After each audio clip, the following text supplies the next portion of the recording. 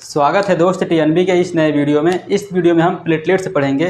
तो प्लेटलेट्स क्या होता है, आप कभी महसूस किए होंगे जब कभी चोट लगता है तो वहाँ से ब्लड आने लगता है और कुछ ही मिनटों बाद वो ब्लड आना बंद हो जाता है। ऐसा क्यों होता है? क्योंकि जो प्लेटलेट्स होता है वहाँ पर रक्त का थक्का जमा देता है, जिसके कारण वो ब्लड आना बंद हो जाता है। कभी कभी ऐसा भी होता है किसी किसी व्यक्ति में प्लेटलेट्स एकदम डाउन हो जाता है, एकदम से डाउन हो जाता है, जिसकी वजह से उसको चोट लगता है तो उसका जो ब्लड होता है वो रक्त का थक्का जमता ही नहीं, वो बहते जाता है बहते जाता है। कभी कभी ऐसा भी होता है जैसे किसी किसी बुखार में, एक बुखार डेंगू है, चिकनगुनिया और मलेरिया में, इन सब में क्या होता है कि जो प्लेटलेट्स होता है वो डाउन हो जाता है, जिससे कि व्यक्ति को भयंकर कमजोरी और वो इतना तक हो जाता है कि वो सीढ़ी तक नहीं चढ़ पाते हैं। तो जो प्लेटलेट्स, आज की इस वीडियो में यही जानेंगे कि जो प्लेटलेट्स होता है ये डाउन क्यों होता है, और जब डाउन होता है तो हमारे शरीर पे क्या प्रभाव पड़ता है और इसे हम कैसे मेंटेन कर सकते हैं। तो सबसे पहले इसका इंट्रोडक्शन जान लेते हैं, फिर इसे आगे पढ़ेंगे। तो क्या है प्लेटलेट्स? प्लेटलेट्स ब्लड सेल का सबसे छोटा टुकड़ा होता है। अब देखिए यहाँ पे समझिए, जो ब्लड सेल होता है वो तीन तरह का होता है। एक होता है आरबीसी और एक होता है डब्ल्यूबीसी और एक होता है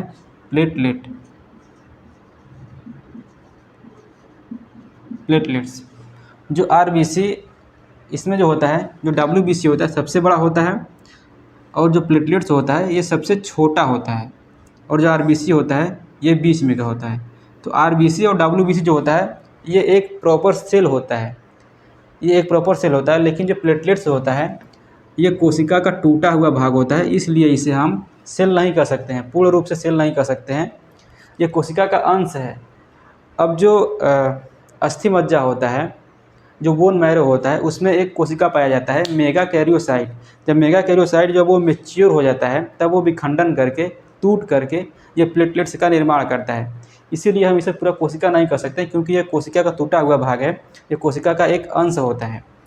ठीक है, चलिए इसे पढ़ लेते हैं। इसे पूरा कोशिका नहीं कर सकते हैं क्योंकि इसका निर्माण बोन मैरो में उपस्थित मेगा कैरियोसाइट के विखंडन से होता है। और आगे देखिए, इसका उत्पत्ति जो होता है, इसका उत्पत्ति कहाँ पे होता है? तो इसका उत्पत्ति जो होता है वो होता है बोन मैरो में। हमने देखा है अभी बोन मैरो में क्या होता है कि जो उसमें मेगा कैरियोसाइट सेल होता है वो मैच्योर होकर के ये प्लेटलेट्स का मैच्योर होकर के टूट करके प्लेटलेट्स का निर्माण करता है।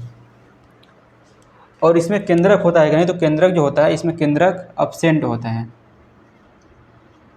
केंद्रक जो होता है अब्सेंट होता है, केंद्रक इसमें नहीं होता है। इसका जो जीवन काल होता है, जीवन काल 7 से लेकर के 10 दिन तक होता है, 7 से लेकर 10 दिन तक।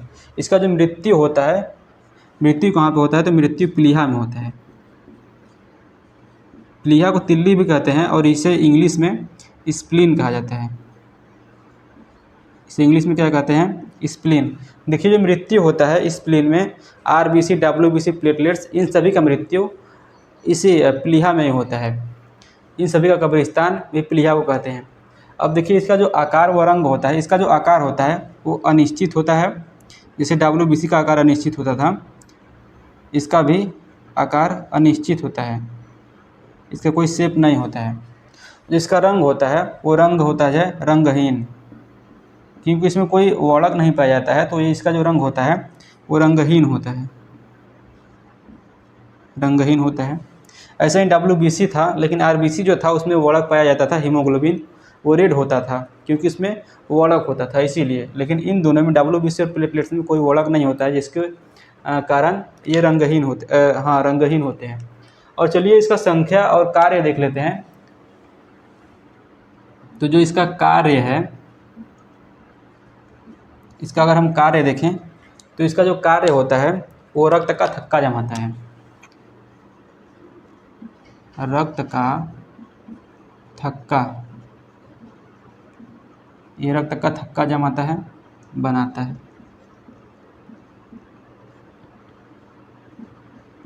ठीक है, और इसका संख्या देखें तो इसका संख्या ब्लड में कितना होता है? संख्या, तो तो इसका संख्या जो होता है वो होता है 1.5 लाख से 4.5 लाख, 4.5 लाख प्रति घन मिलीमीटर। ठीक है, प्रति घन मिलीमीटर होता है। अब इसका मतलब क्या होता है, चलिए समझते हैं। जैसे ये एक घन है,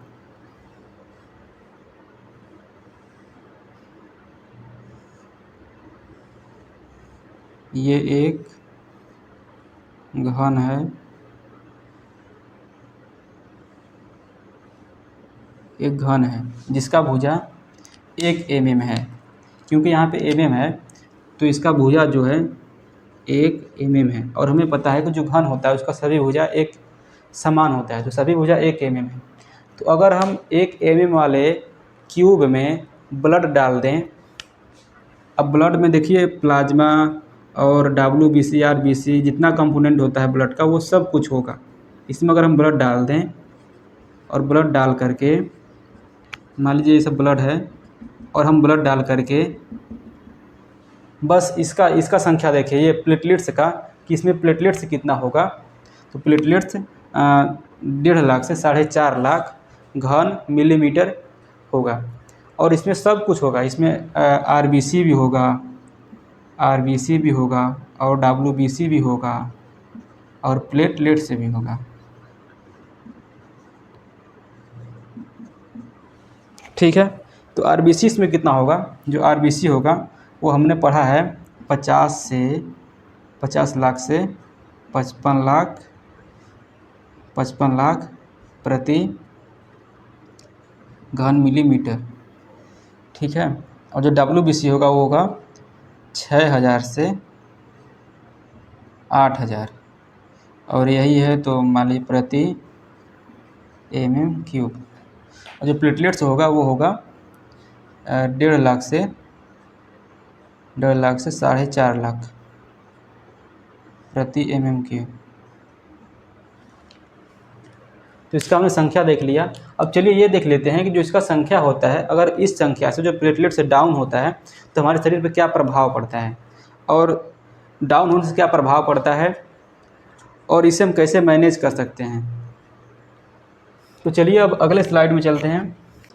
अब चलिए फ्रेंड ये देख लेते हैं कि जो हमने संख्या देखा था 1.5 लाख से लेकर के 4.5 लाख के बीच में, अगर कि इतना संख्या होता है तो प्लेटलेट्स सही होता है, वो प्लेटलेट्स का सही मात्रा होता है अपने शरीर में। अगर उससे कम होता है, अगर मान लीजिए 1 लाख के करीब में है तब पर भी ठीक है, अगर उससे कम होगा तब कुछ प्रभाव पड़ता है। तो चलिए देख लेते हैं क्या क्या होता है। तो जब कम होता है, उससे कम होता है, तो चोट लगने पर जो ब्लड का थक्का बन जाता था एक सामान्य कंडीशन में, जब वो मात्रा सही था उतना जल्दी बन जाता था, तब वो जल्दी नहीं बनता है लेकिन धीरे धीरे बनता है। ब्लड निकलते रहता है और वो जल्दी बनता नहीं है, बहना बंद नहीं होता है, और बंद होता भी है तो मतलब धीरे धीरे होता है, स्लोली होता है। मसूड़ों और नाक से खून आने लगता है, और थकान व कमजोरी महसूस होता है। देखिए जो प्लेटलेट्स का कम होने का एक और रीज़न है एनीमिया। एनीमिया अगर कोई रोग होता है तब पर भी प्लेटलेट्स कम होता है, तो एनीमिया में थकान और कमजोरी बहुत ज़्यादा महसूस होता है। तो इसलिए ये रिलेट करता है, इसलिए इसमें भी प्लेटलेट्स में भी थकान और कमजोरी महसूस होता है। इतना तक हो जाता है कि लोग सीढ़ी तक नहीं चढ़ पाते हैं सही से। अब चलिए ये देख लेते हैं कि प्लेटलेट्स कम क्यों होता है। अब देखिए जो हमने पहले ही बताया था कि जैसे कुछ बुखार होते हैं, जैसे डेंगू हो गया, चिकनगुनिया हो गया, और मलेरिया हो गया, और HIV में, ये सब जो रोग हैं, और ये रोग जिस वायरस से होते हैं वो वायरस ये अस्थि मज्जा पे सीधे अटैक करते हैं, बोन मैरो पे, और बोन मैरो से ही प्लेटलेट्स बनता है, जिससे कि वो अटैक करने की वजह से वो प्लेटलेट्स सही से नहीं बन पाता है। इस रीजन से जो प्लेटलेट्स होता है अपने शरीर में कम हो जाता है। प्लेटलेट्स होता है इसमें, अगर इसे सही करना होता है तो लोग सजेस्ट करते हैं बकरी का दूध पीने के लिए, और आप डॉक्टर से भी सलाह ले सकते हैं। तो चलिए फ्रेंड, अब मिलते हैं आपसे अगले वीडियो में, तब तक अपना ध्यान रखिएगा।